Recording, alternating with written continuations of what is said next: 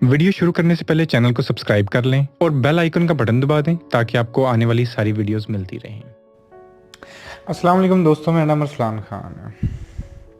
मैंने नोट किया है, अगर हम बात करें ना रूहानी बेदारी की या स्पिरिचुअल अवेकनिंग की, तो मैंने नोट किया कि कुछ लोगों के लिए तो बड़ा मुश्किल होता है जागना इस नींद से, ठीक है, या बेदार होना रूहानी तौर पे। और कुछ लोग जो होते हैं वो ब्लेस्ड होते हैं, बचपन से ही उनके अंदर वो एक जो है ना वो कली तो खिली होती है, और वही अपना एक उनका जब टाइम आता है तो वो फूल बन जाते हैं, स्पिरिचुअली अवेक हो जाते हैं। बेतहाशा मिसालें हैं हमारे स्पिरिचुअलिस्ट जितने गुजरे उनको स्टडी करें। पर एक और मसला होता है कि मैंने बड़े लोगों से जब बात की है ना, तो जब वो उनके अंदर एक मेच्योरिटी पैदा होना शुरू होती है ना, चीज़ों को समझना शुरू करते हैं, वो बेदार होना शुरू होते हैं, वो समझ ही नहीं पाते उनके साथ हो क्या रहा है, कंफ्यूज हो जाते हैं।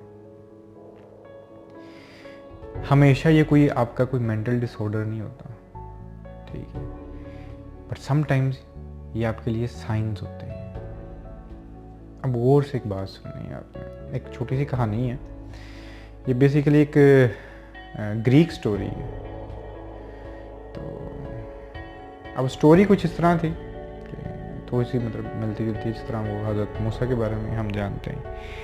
इसके अंदर भी इस तरह ही हुआ कि नजूमी शजूमी सारे बैठे थे एक बादशाह के पास। तो उन्होंने उसे कहा कि बादशाह को कि तेरी ना ये सल्तनत में ना ये आजकल के दिनों में कोई बच्चा पैदा होगा और वो जब बड़ा होगा ना वो तुझे ख़त्म कर देगा। बादशाह जो था वो डर गया। यार वो कोई बहुत ज़्यादा वो उसने कहा कि मैं इसका हाल क्या करें ना। तो उसने एक हाल सोचा, उसने कहा कि जितने भी इस टाइम के जितने मुझे नजूमी मुझे टाइम बता रहे हैं, इस टाइम में जितने भी बच्चे मेरी सल्तनत में पैदा होंगे ना, उन सारों को काल कोठरी में फेंक दो। इसी तरह हुआ, जितने बच्चे थे उसकी सल्तनत में, उन सारे जो भी उस टाइम में पैदा हुए उन सारों को पकड़ के उसने काल कोठरी में फेंक दिया। अब वो सारे ढेर सारे बच्चे वो काल कोठरियों में पले बड़े, सलाखें उन्हें लगी रहती थी हर टाइम, ठीक है, हर वक्त चेंज में रहते थे, अंधेरे में रहते थे। उनकी जो पूरी एग्जिस्टेंस थी या उनकी जो पूरी हकीकत थी उनके लिए, वो बस वो उनकी चेंज थी, ठीक है, जिनमें वो बंधे रहते थे, या वो जो साए थे इर्द गिर्द। अंधेरा था, साए नजर आते थे हल्की फुल्की सी लाइट में, एक दूसरे की परछाइयाँ नजर आती थी, या वो परछाइयाँ थी या वो सलाखें थी। अब उनकी पूरी जो थी ना वो हकीकत, कायनात समझो, जो भी जिंदगी थी वो वही थी। उस तरह ही जाहिर है क्योंकि पले बड़े ही उस तरह अपनी चेन्स को उन्होंने साफ रखना, चमकाना, उसके ऊपर चीजें बनानी। अब इसको जरा आपने थोड़ा सा रिलेट करते जाइए, और जिसकी सलाख सबसे ज्यादा साफ सुथरी और सबसे ज्यादा अच्छी होती दिखने में, उसका बड़ा स्टेटस समझा जाता है उस काल कोठरी। जो अपनी चेन्स को ज्यादा अच्छे तरीके से चमका लेगा वो ज्यादा इज्जत वाला हो जाएगा।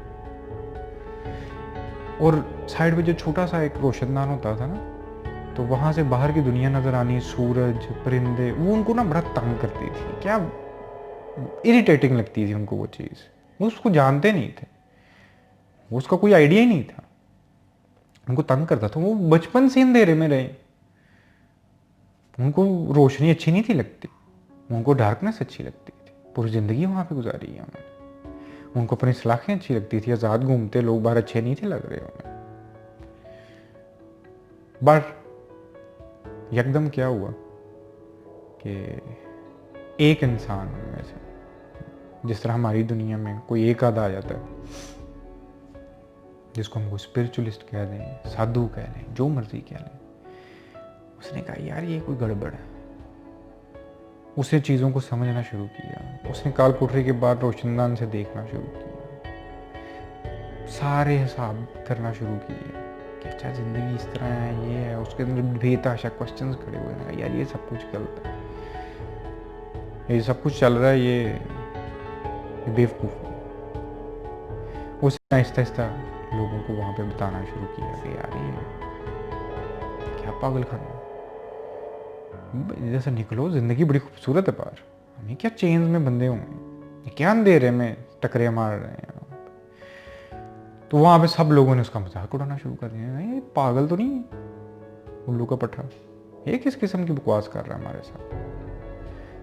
कोई उसको गालियाँ निकालते, कोई उस पर हंसते, ये अजीबोगरीब बातें कर रहा है हमारे साथ आके। तो सारों ने उसका किया बायकॉट, वो अकेला रहने लग गया। सारे साइड में बैठ के अपनी जो वो चेन्स या सलाखें उसको खूबसूरत बनाते रहते थे, और ये हर वक्त उनको तोड़ता रहता, हर वक्त उन सलाखों को। आज आप समझते हैं हमारी जो सोशल कंडीशनिंग है जिसके अंदर हम रहते हैं, ये चेंज है। और जो तो इनको खूबसूरत बनाता जाएगा और इस कंडीशनिंग के अंदर फंसता जाएगा, ज़्यादा रुतबा कमा लिया, पैसे कमा लिया, इसको और खूबसूरत बनाता जाएगा, सारा कुछ करता जाएगा, उस पर तो बड़ी वाह वाह है, ठीक है। और कोई एक ऐसा आ जाएगा जिनको तोड़ने की बात करेगा, वो कहेगा ये आप लोग पागल तो नहीं, ये किधर आ गए। मैं बेहतर नाम ले सकता हूँ, जो आए हैं जिन्होंने आके बोला कि ये किस किस्म की दुनिया है, ये पागल खाना है। एक बल्कि मैंने ये अपने पाकिस्तान के एक राइटर की एक बुक थी, ये उसको मुझे नाम नहीं याद, पर उसकी एक लाइन मुझे याद है, बड़ी खूबसूरत लाइन थी। उसमें वो बोलता है कि मुझे पागल खाने से ये कहकर बाहर निकाल दिया गया कि मैं वहाँ सब पागलों को बोलता था कि तुम सब पागल हो, कि पागल खाना है ये, तो सारों को आप बोलते रहो यार तू पागल है, तू पागल है, तू पागल है, और कहेंगे यार तू इसको बाहर निकालो यहाँ से, ठीक है। तो यहाँ पर इस दुनिया में हमेशा से इस तरह होता रहा है, जो आके आपको बताएगा कि यार आप लोग कंडीशनिंग हुई हुई है आपकी, आप सब ब्रेन वॉश हो, ये किधर सारे फंसे पड़े हो, तो आपको पागल लगेगा यार, इस बेचारे को तो पता ही कुछ नहीं, उल्लू का पट्टा नहीं, बताइए कहाँ से उठ के आ गया, हमें बताने में वो ईगो हर्ट होती है, हमें बता रहा कि सच क्या है, ठीक है। तो इसी तरह एक दिन उसने अपनी सलाखें तोड़ दी, वहां से वो चला गया, भाग गया। उसने बाहर जाके देखा, दुनिया चहचहाते परिंदे देखे, सूरज, नदियां, दरख्त झूम रहे हैं, लोग फिर रहे हैं, वो बड़ा खुश हुआ, वो झूमने लग गया। पहली दफा उसने देखा कि यार ये तो बड़ी कायनात तो बड़ी खूबसूरत है, झूमता था। उधर जो अंदर बैठे हुए थे लोग, ये पागल थे, उन्होंने देखा, वो भाग गया, उन्होंने कहा यार सही पागल आदमी था, बेवकूफ। 2-4 दिन उन्होंने उसे गालियां शालियां दी, उसके बाद वही भूल गए, वो अपनी सलाखों में खुश हो बाहर चला गया। कहते उसके बाद उस शख्स को काफ़ी सालों के बाद ख्याल आया कि मैं वापस जाऊं, उन लोगों को समझाऊं, पर वो गया नहीं। उन्होंने कहा वो फिर मुझे बाहर निकाल देंगे, मैंने क्या पागल। बहुत कम लोग होते हैं जो फिर प्रीच करने जाते हैं। तो अगर आप इस पूरी सोसाइटी के अंदर अपने आप को एलियनेटेड फील करते हैं, डिस्कनेक्टेड फील करते हैं, अलग फील करते हैं, नहीं यार, ये आपको लगता है कि यार ये जो इर्द गिर्द सब चल रहा है ये बड़ी पैटी टॉक है यार, ऊपर उठना चाहिए इंसान को इस सब से, क्या बेवकूफ़ियाँ कर रहा है इंसान। हम पॉलिटिकल टॉक्स कर रहे होते हैं या कुछ भी इस तरह कर रहे होते हैं, क्या उसके अंदर हो क्या रहा है, अगेन पैटी टॉक। तो अब जो भी इस हद तक पहुंच जाएगा उसको इतनी हकीकत स्ट्राइक कर जाएगी, ये फर्स्ट साइन होता है आपका स्पिरिचुअल अवेकनिंग का, इसको ज़ाया नहीं करना। आपको अगर ज़्यादा सारे पैसे एकदम मिल जाते हैं, अगर आपको कोई खुशी नहीं हो रही, इट डजंट ऑलवेज मीन कि आप कोई डिप्रेशन का शिकार हो, पर इसका ये मतलब हो सकता है कि आपको शऊर आ रहा है।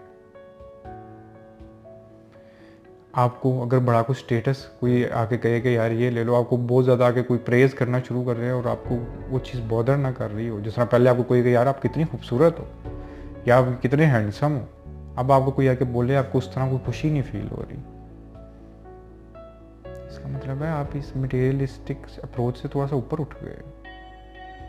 डजेंट मीन कि आपको कोई डिप्रेशन है। तो इन दो चीज़ों को थोड़ा सा अलग अलग करके देखना है।